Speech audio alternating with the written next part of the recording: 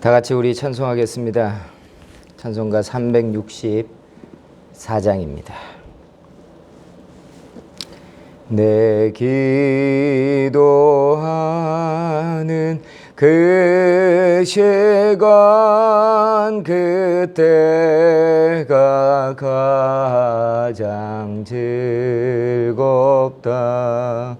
이 세상 근심 걱정에 얽매인 나를 부르사 내 진정 소원 주 앞에 난 낯이 바로 아래요.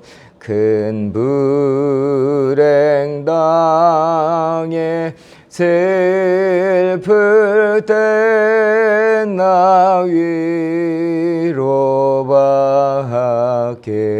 하시네. 아멘. 하나님의 말씀은 구약성경 예레미야 33장 3절입니다. 너는 내게 부르짖으라. 내가 네게 응답하겠고 네가 알지 못하는 크고 은밀한 일을 네게 보이리라. 아멘.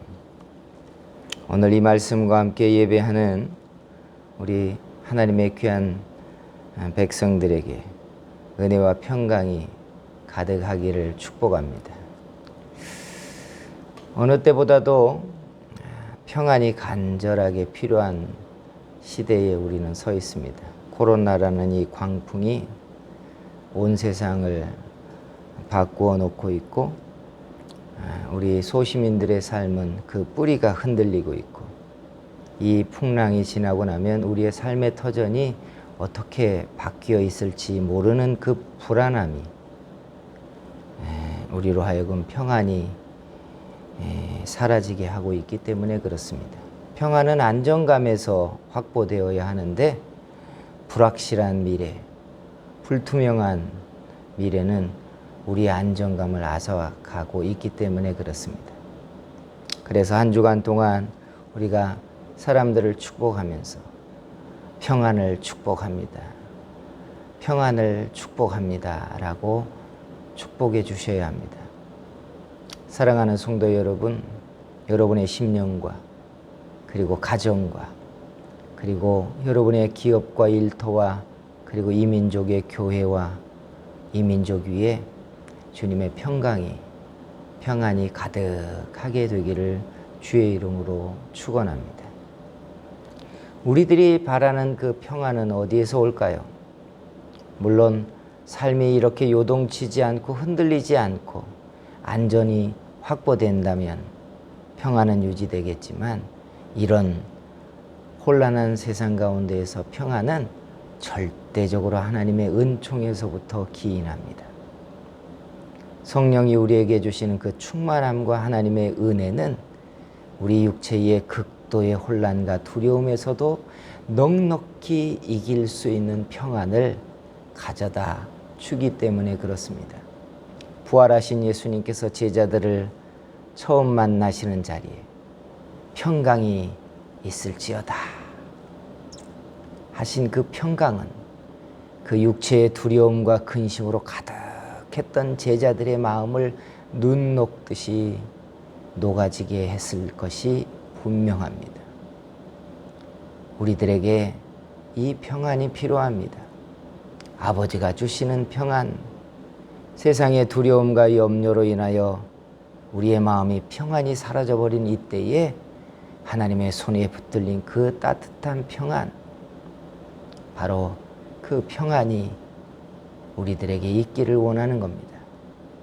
하나님께서 하늘의 창고를 여시고 성령을 물붓듯 부으시고 평안을 우리의 심령에 가득하게 해 주시기를 축복합니다. 자, 우리는 평안을 구하기 위해 무엇을 해야 될까요? 우리가 읽은 이 본문은 우리에게 이렇게 말합니다. 너는 내게 부르짖으라. 그리하면 내가 크고 비밀한 일을 네게 알게 할 것이다 라고 하십니다. 하나님은 우리가 부르짖기를 원한다는 거예요. 물론 이 말씀은 예레미야에게 나라의 미래에 희망이 없고 두려움이 가득한 백성들을 위한 영적 근심을 하고 있는 그에게 하나님께서 이 민족의 미래를 보이겠다, 장차 내가 할 일을 보이겠다고 하나님이 부르짖으라고 요구한 그 말입니다. 그런데 지금 우리가 살고 있는 세상이 지금 이와 비슷하지 않습니까? 우리에게 무슨 일이 벌어질지, 앞으로 이 코로나 사태가 얼마나 더 갈지, 이 장기적인 이 환난 가운데 우리의 삶이 얼마나 요동칠지, 내 직장은 남아있을지, 내 삶의 터전은 견디어낼지. 그래서 많은 사람들은 이 코로나 시대를 지내면서 버티고 살아남아야 된다고 서로에게 격려하고 있지 않습니까? 맞습니다. 우리들에게 불안을 가중시키는 가장 큰 것은 우리 미래에 무슨 일이 벌어질지 모른다는 사실에 기인하고 있다는 거예요. 여러분, 그래서 하나님은 우리가 부르짖기를 원하십니다. 바람이 일어나 세상을 요동치게 하고 풍랑으로 인하여 지형이 바뀌어갈지라도 이것이 그 바람을 일으킨 분의 계획이 무엇인지를 안다면 두렵지 않을 것이라는 이야기예요. 구약 성경에 요나서라는 성경이 있는 거 여러분 아시죠? 요나 선지자가 하나님의 말씀을 어기고 다시스로 가는 배를 요바에서 타고 지중해 한 가운데로 나아갈 때 하나님이 대풍을 일으키셨다라고 성경은 말합니다. 그리고 그 대풍은 거대한 풍랑을 일으켰고 그 풍랑은 요나와 상인들이 타고 있던 그 무역선을 뒤집어 엎을 듯이 요동치게 만들었습니다. 사람들은 자기의 생명뿐만이 아니라 모든 것을 바다 한가운데에서 깨어져 버리고 잃어버릴 것에 대한 두려움으로 아우성을 쳤고 소리를 질렀고 자기의 신을 부르면서 소원을 하기 시작했습니다. 그 난리 가운데 단 한 사람이 태연하게 뱀이창에 내려가 잠이 들어 있었습니다. 그가 누군지 아십니까? 그는 바로 요나였습니다. 요나가 강심장이어서 나는 하나님의 선지자니까 하나님이 어떻게든 나를 살리실 것이라는 믿음이 있어서 아닙니다. 요나가 두렵지 않았던 이유는 그 대풍이 누구로부터 일어났고 이 풍랑으로 배가 뒤집어질 듯 깨어질 듯 난리가 일어나는 이 난리의 목적이 무엇인지 그는 알고 있었기 때문에 그렇습니다. 사랑하는 성도 여러분, 세상에 일어나는 일들을 알지 못하는 것 때문에 우리가 얼마나 두렵습니까? 우리의 미래를 알지 못하기 때문에 우리는 염려하고 있고 평안을 잃어버리고 있는 것입니다. 그런데 하나님은 우리에게 부르짖으래요.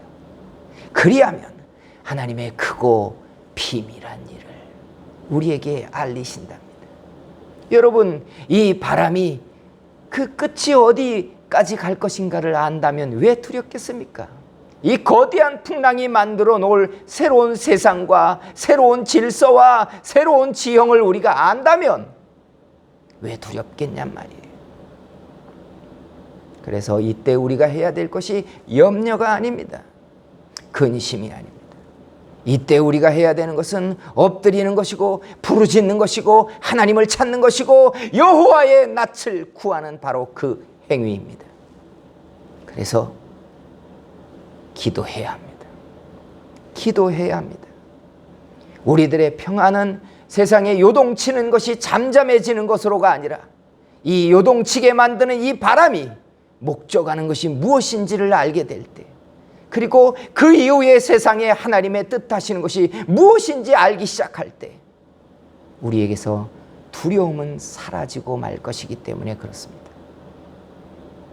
사랑하는 성도 여러분, 세상에 하나님이 섭리하시지 않은 일이 어디에 있습니까? 공중에 나는 새도 하나님이 정하시지 아니하면 땅에 떨어지지 않는다고 했습니다.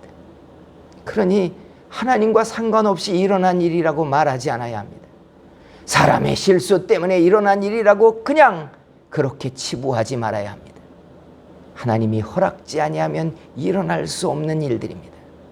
이 일로 하나님 앞에 정결케 돼야 되는 주의 백성들, 이 일로 겸손해져야 되는 거만한 사람들, 이 일 때문에 무릎을 꿇어야 되는 주의 백성들, 이 일 때문에 부르짖기 시작해야 되는 하나님의 사람들이 바로 평안을 찾게 될 것입니다. 사랑하는 성도 여러분, 부르짖기를 시작하고, 그래서 주의 평안이 한국의 교회들과 여러분의 심령에 두려움을 이겨내고 충만해지게 되기를 축복합니다. 두 번째, 우리가 부르짖기를 시작하면 하나님이 이 풍랑 이후에 만드는 세상에 하나님이 세우시고 쓰시는 사람이 될 거라는 거예요. 성경의 역사를 가만히 보면 하나님이 새 시대를 시작하고 새로운 역사를 일으키고 새 사람을 일으킬 때 바로 새벽의 동이 트기 이전의 그 묘한 분위기처럼 언제나 세상은 난리와 난리, 그리고 환난과 요동치는 세상에 그 혼란이 있었다는 거 여러분 아십니까? 이 땅에 주님의 나라가 임하기 전에 세상의 끝이 평안인가요? 아니에요. 난리와 난리, 재앙과 심판과 두려움이 가득 차 그 심판의 끝이 이루고 나면 바로 주님의 나라가 임하는 것입니다. 세상에 일어나는 이 혼란과 이 난리, 요동치는 일들은 결코 가볍게 볼 수 있는 이야기가 아니라는 것입니다. 이스라엘 백성들이 400년이라는 긴 시간 동안 고센 땅에서 부흥하고 번성하다가 그들의 인생에 두려워하는 일들이 벌어지기 시작했습니다. 핍박이 시작되었고 괴로움이 끝도 없이 이어지기 시작했을 때 사람들은 두려웠습니다. 이 끝이 어디일까? 우리가 왜 이렇게 평안을 잃어버릴까? 그런데 보세요. 고센에 살던 이스라엘 백성들의 평안이 사라지고 두려워하는 일들이 가득 찬 그 끝에 하나님은 하나님의 일꾼 모세를 파송해 자기 백성들을 이끌어내 오시지 않습니까? 사울 왕을 통하여 이스라엘이 평안을 얻었을 때 사람들의 마음은 정말 담대했습니다. 아, 우리도 이제 왕이 있다. 그 평안도 잠시 얼마 가지 않고 블레셋의 골리앗이라는 어마어마한 장수가 군대를 이끌고 와 이스라엘 사람들을 겁박하기 시작했습니다. 이스라엘 가운데 누가 나와 맞서 싸울 자가 있느냐? 나와 맞서 싸우자. 사람들의 평안은 산산조각이 나 깨져버렸습니다. 두려움에 사람들은 바위 틈바구니에 들어갔고 하나님이 저 사람을 치기를 원한다라고 말할 뿐이지 아무도 골리앗이 일으키는 그 두려움과 불안을 가라앉힐 수 있는 사람이 없었습니다. 그때 누가 등장하는지 여러분 아시죠? 바로 어린 소년 다윗이 등장합니다. 보세요. 하나님은 다윗을 등장시키기 위하여, 다윗의 세상이 시작되게 하기 위하여, 다윗의 왕가를 일으키기 위하여 하나님이 새 사람을 일으키는 세상을 만들기 위한 무대를 하나님은 만드셨던 거예요. 그러니 보세요. 우리가 살고 있는 지금의 세상이 요동치고 있더라도 우리가 믿음의 사람들이라면 하나님은 이 요동하는 세상을 통하여 하나님이 어떤 삶을 만들고 어떤 사람이 세워지고 어떻게 하나님이 일하시는가를 우리는 생각해야 하는 거예요. 누가 세워질까요? 풍랑이 지나가고 나면 거대한 파도가 방파제를 깨트리고 새로운 땅이 드러나기 시작하면 그때 누가 세워질까요? 여러분, 저는 바로 이 혼란할 때에 깨어서 기도하는 사람이라고 믿습니다. 그래서 여러분, 두려워하는 일들이 많은 이때 하나님의 백성들은 기도를 시작해야 합니다. 바로 깨어서 기도하는 백성들이 새 시대의 주역이 될 것이기 때문에 그렇습니다. 부르짖으십시오. 하나님 앞에 깨어나 기도를 시작하십시오. 이 코로나 사태가 빨리 끝나기 위해서 우리가 서로 협조해야 되는 건 맞습니다. 그러나 이때의 하나님의 백성들은 부르짖기를 시작해야 한다는 이야기입니다. 주께서 우리를 용맹스럽게 하시고 담대하게 하시고 주께서 일하시는 그 손에 붙들리는, 그래서 우리 속에 큰 평안이 가득해지게 해 주실 줄 믿습니다. 자, 어떻게 기도를 시작할까요? 모이기가 쉽지 않은 시대에, 공예배나 기도회를 하기에는 더 힘든 시대에, 여러분, 기도는 지금 우리가 있는 바로 이 자리에서, 여러분의 가정의 한쪽 골방에서 시작해야 합니다. 무릎을 꿇고 찬양을 드리고, 주여, 이 혼란할 때에, 혼란한 시대를 살고 있는 이때에 우리를 도우소서. 주의 손길을 우리에게 보여주시옵소서. 주의 뜻들을 우리에게 알게 해 주시옵소서. 주여, 이 환란의 태풍이 끝나게 해 주시옵소서. 연약한 이들이 이 광풍에 휩쓸려 삶이 깨어지지 않게 도와 주시옵소서 하고 부르짖어야 합니다. 여러분의 가정과 여러분의 삶의 그 현장에서 기도를 시작하는 사람들 되기를 소원합니다. 그리고 또 한편을 보십시오. 공예배의 숫자가 사라져버리고 모이는 횟수가 급격히 줄어들어져 있는 여러분의 예배당, 우리의 예배당을 생각해 보란 얘기예요. 여러분, 이때의 예배당을 방문해 보셨습니까? 예배 시간이 아니더라도 예배당을 방문하면 텅 비어있는 예배당에 얼마나 사실은 기도하기 좋습니까? 얼마나 하나님 앞에 부르짖기 좋은 환경이냔 말이에요.